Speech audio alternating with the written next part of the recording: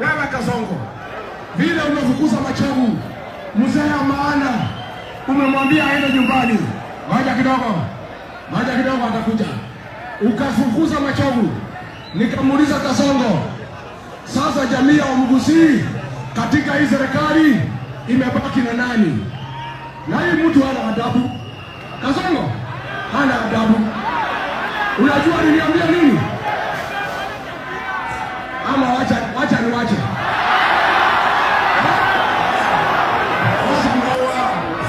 Kalonzo Musyoka.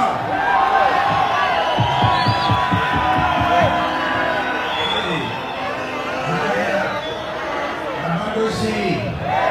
Nimbia more. Bora zangu nimbia more. Nimbia more naende.